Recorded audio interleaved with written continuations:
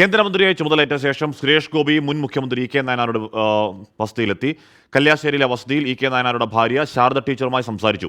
സുരേഷ് ഗോപിയുടെ സന്ദർശനത്തിൽ രാഷ്ട്രീയമില്ലെന്നാണ് ശാരദ ടീച്ചറുടെ പ്രതികരണം. അയാൾ പണ്ട് രാഷ്ട്രീയക്കാരനായിരുന്നു.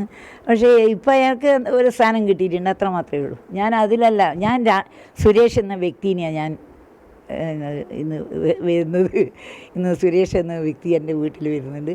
പല പ്രാവശ്യം വന്നതാണ്, പല പ്രാവശ്യം ഇവിടുന്ന് ഭക്ഷണം കഴിച്ചതാണ്. അതുപോലെ ഇന്ന് ഇപ്പോൾ ഉച്ചക്ക് വരുന്നതുകൊണ്ട് ഭക്ഷണം കൊടുക്കുന്നു. രാവിലെ ആണെങ്കിൽ ബ്രേക്ക്ഫാസ്റ്റ് കൊടുക്കും. പല പ്രാവശ്യം ഇരുന്ന് കഴിച്ചിട്ടുണ്ട്.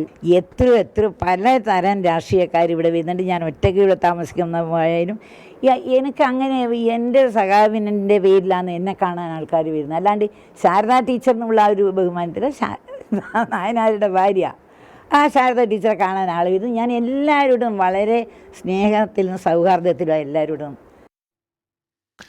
സജോ ദേവസ്യ സജോ, അതങ്ങനെ തന്നെയാണ്. ഇലക്ഷൻ ജയിച്ചതിന് ശേഷം കടപ്പാടുള്ള പേര് പറയുമ്പോൾ കെ കരുണാകരൻ്റെയും നായനാരുടെ പേരൊക്കെ സുരേഷ് ഗോപി പറയുന്നുണ്ടായിരുന്നു. ദീർഘകാലമായുള്ള ബന്ധമാണ്. അങ്ങനെ ജയിച്ചതിലുള്ള സന്തോഷം പങ്കിടാൻ, ഭക്ഷണം കഴിക്കാൻ ഒരു സ്നേഹവരവ് എന്നതിനപ്പുറം ഒന്നും ഇല്ലല്ലോ അല്ലേ? ഹാഷ്മിയും അതിനപ്പുറം പ്രത്യേകിച്ച് ഒന്നുമില്ലെങ്കിൽ തന്നെയും സ്വാഭാവികമായും അത് രാഷ്ട്രീയമായി ചർച്ച ചെയ്യപ്പെടും എന്ന കാര്യത്തിൽ തർക്കമൊന്നുമില്ല. ഇന്ന് ആദ്യം അദ്ദേഹം കണ്ണൂരിലേക്ക് എത്തി. കോഴിക്കോട് പരിപാടികൾക്ക് ശേഷം അദ്ദേഹം കണ്ണൂരിൽ മാടായിക്കാവിലാണ് ആദ്യം ദർശനം നടത്തിയത്. അതിനുശേഷം പിന്നീടും ക്ഷേത്ര ദർശനങ്ങളൊക്കെ പൂർത്തീകരിച്ചതിന് ശേഷമാണ് അന്തരിച്ച മുൻ മുഖ്യമന്ത്രി ഇ കെ നായനാരുടെ കല്യാശ്ശേരിയിലെ വസതിയിലേക്ക് സുരേഷ് ഗോപി അല്പസമയം മുൻപ് എത്തിയത്.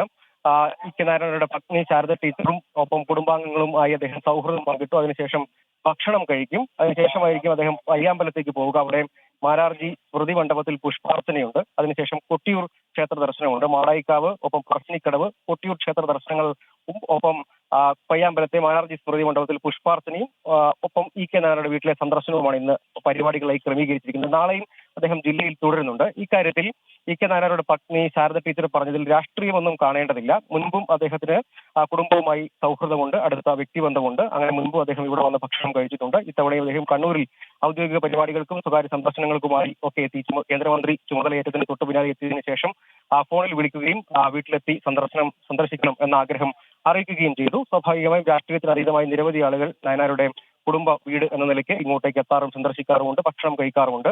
അതിനപ്പുറത്തേക്കുള്ള രാഷ്ട്രീയ വ്യാഖ്യാനങ്ങൾക്കൊന്നും പ്രസക്തിയില്ല എന്നവർ പറഞ്ഞു. അതോടൊപ്പം തന്നെ പ്രശംസാ വാചകങ്ങളും സുരേഷ് ഗോപിയെ കുറിച്ച് പറഞ്ഞു എന്നത് ശ്രദ്ധേയമായി തന്നെ കാണണം. അതിൽ രാഷ്ട്രീയത്തിന് അതീതമായി പാവങ്ങളെ സഹായിക്കുന്ന മനസ്സുള്ള ആളാണ്. ഒപ്പം മികച്ച വ്യക്തി എന്ന നിലയ്ക്കും ഒപ്പം കേന്ദ്രമന്ത്രി എന്ന നിലയ്ക്ക് നല്ല നിലയ്ക്ക് ശോഭിക്കാൻ കഴിയും എന്ന പ്രതീക്ഷയുണ്ട് എന്ന പ്രശംസാ വാചകങ്ങളും പറഞ്ഞു. എന്തെങ്കിലും തരത്തിൽ രാഷ്ട്രീയമായി ഇതിനെ വ്യാഖ്യാനിക്കേണ്ടതില്ല എന്ന് പറയുമ്പോൾ തന്നെയും സ്വാഭാവികമായും അതിനെ കേന്ദ്രീകരിച്ചുള്ള രാഷ്ട്രീയ ചർച്ചകൾ ഉണ്ടാകും എന്ന കാര്യത്തിൽ തർക്കമൊന്നുമില്ല. അപ്പോൾ നായനാരുടെ വീട്ടിലേക്ക് എത്തുകയാണ്. നായനാർ രാഷ്ട്രീയ ഗുരുവായിട്ടൊക്കെ കാണുന്ന ആളാണ് സുരേഷ് ഗോപി. നായനാരുടെ വീട്ടിലേക്ക് എത്തി, ശാരദ ടീച്ചറെ കണ്ടു, ഭക്ഷണം കഴിച്ച് പോയി. അതിനപ്പുറം ഒന്നുമില്ല എന്നാണ് സുരേഷ് ഗോപിയും അതിനുശേഷമുള്ള പ്രതികരണത്തിൽ പറഞ്ഞത്. ഓക്കെ.